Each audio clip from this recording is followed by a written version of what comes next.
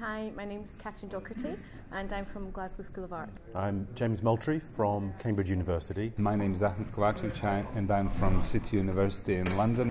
My name is Ray Duffy and I'm from Radar Station. My name is Christopher Ball. I'm Simon Wojciechowski. I'm Sebastian. My name is Gabriel Fernandez. Hello, I'm Hua Dong. My name is Nusha Fine. I am Leon Cruikshank. I am from a research lab called Imagination Lancaster in Lancaster University.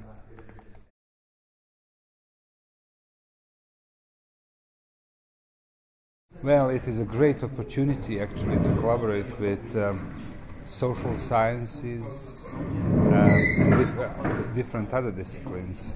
I joined because the topic's interesting. It's relevant to how we design today and how design practice is evolving and emerging. And there is no doubt that new technologies, new digital technologies, whether that's in communication or in prototyping or in making, are influencing design, and as a researcher interested in those areas, it's a topic I want to be involved in. Topics are interesting.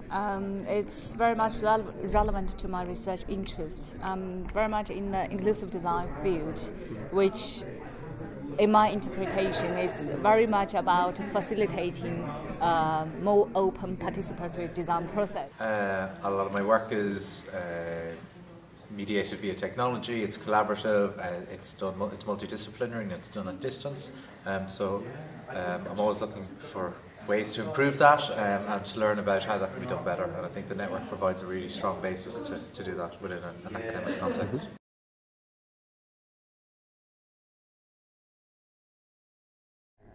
I think it's always interesting to be on the other side of workshops. Usually we're facilitating workshops, so to be on the other side is great, it's to have that opportunity. I think to meet people who are like-minded and driven and motivated and interested in similar areas, we don't get the opportunity to do that as much as we might want to. So for me that's been great. I got a lot of networking opportunities at the workshop. I got a lot of benefits in looking at other people's viewpoints on the way they see communication working. Also, what other people want out of communication skills as well, and it's very valuable. Very valuable. Well, I think it's a very interesting way of learning about the other's experience in a very innovative way. I'm researching on how design can improve education, but I think design not only can improve education, can also improve the way in which people relate to each other, the way in which people do business, the way in which people create networks. And I think this is a wonderful example. A lot of new friends, a lot of new ideas, and confirmation that industry and academia don't actually stand on the same ground at this stage, which might be good to explore in the future.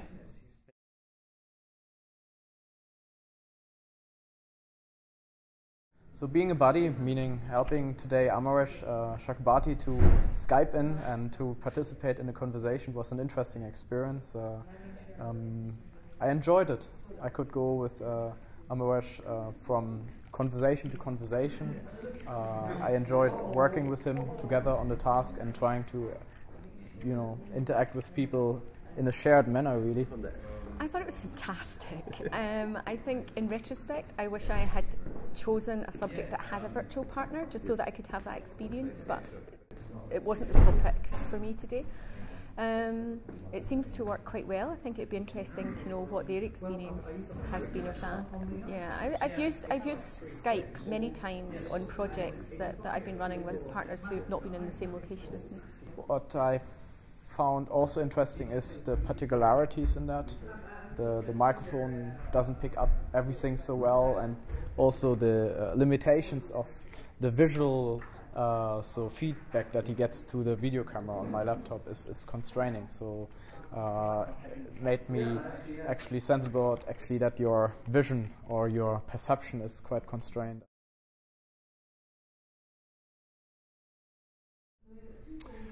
It was very challenging in terms of time and capacity. It was quite challenging. The Skype element was particularly difficult. To have 5 people attending remotely, and I think in the first workshop that was a bit chaotic.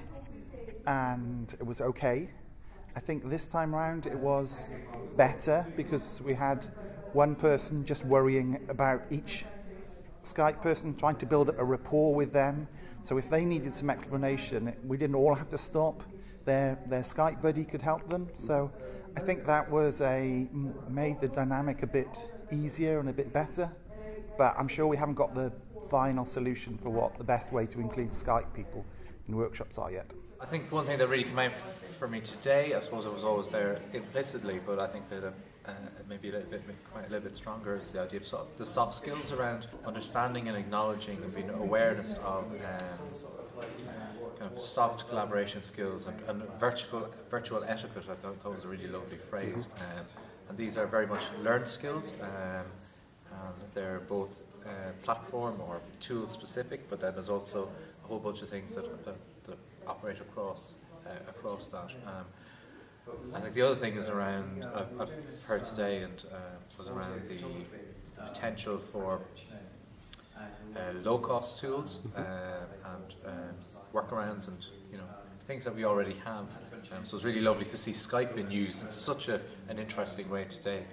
But see things like that as a way to actually lower the barriers to participation in collaborative projects.